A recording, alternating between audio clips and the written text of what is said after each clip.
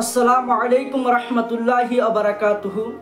প্রিয় দর্শক শ্রোতা, আজকে আপনাদের সম্মুখে একটি বিষয় নিয়ে আমি উপস্থিত হয়েছি যে আমরা 14ই শাবান এবং 15ই শাবানে যে নফল রোজা রেখে থাকি এই সম্পর্কে বর্তমান সময়ের আহলে হাদিস ভাইয়েরা, অন্যান্য ফিরকার ভাইয়েরা বলে থাকছে যে এরা যে 14ই শাবান এবং 15ই শাবানে রোজা রাখছে এটা হচ্ছে ভিত্তিহীন, এর কোনো দলিল নাই, এরা মন গড়া রোজা রেখে থাকছে, এই রকম বলছে আহলে হাদিসের কিছু বক্তা।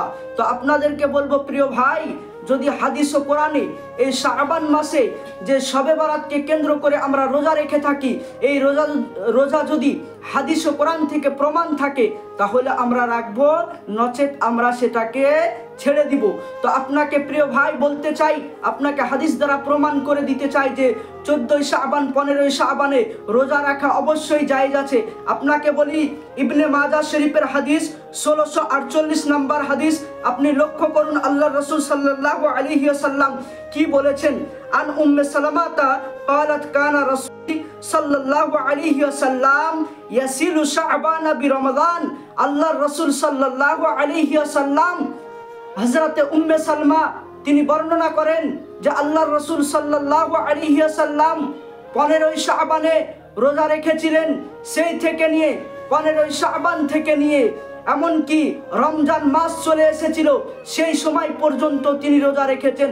এক কথায় 15ই শাবান থেকে নিয়ে শাবান মাসের শেষ তারিখ পর্যন্ত আল্লাহর রাসূল সাল্লাল্লাহু আলাইহি ওয়াসাল্লাম তিনি রোজা রেখেছিলেন লাগাতার ভাবে।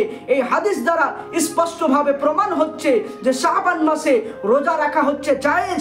হাদিস নাম্বারটি নোট করে নিন, 1648 নম্বর হাদিসের মধ্যে এই কথা লিপিবদ্ধ করা আছে। বিরাদারানে ইসলাম, শুধু তাই নয়, আরো শুনুন হাদিস। আপনাদেরকে বলতে চাই কত হাদিস লাগে, কিন্তু আহলে হাদিস ভাইদেরকে বলবো মিথ্যা প্রচার আপনারা করবেন না।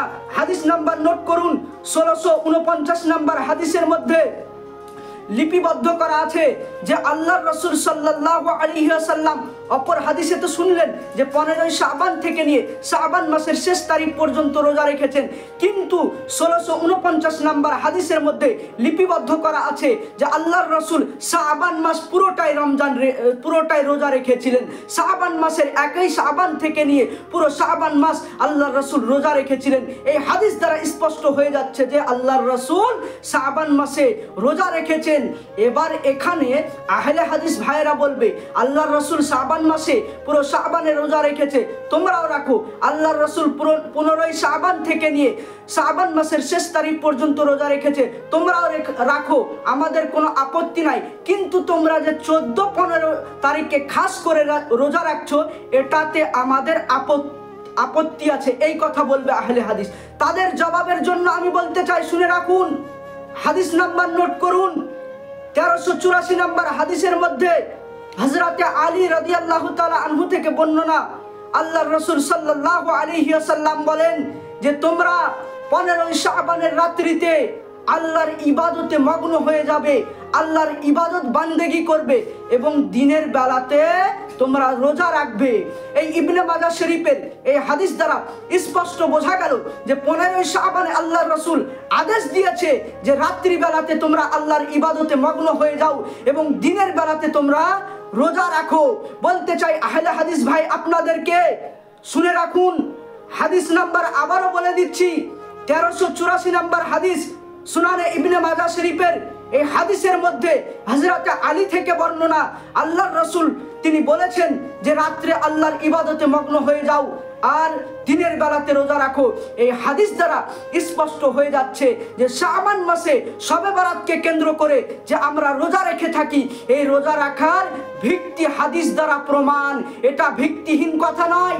আপনারা যা বলছেন যে শাবান মাসে রোজা রাখা যাবে না, 14-15 শাবানে শবে বরাতকে কেন্দ্র করে রোজা রাখা যাবে না, এটা আপনাদের ভিত্তিহীন কথা।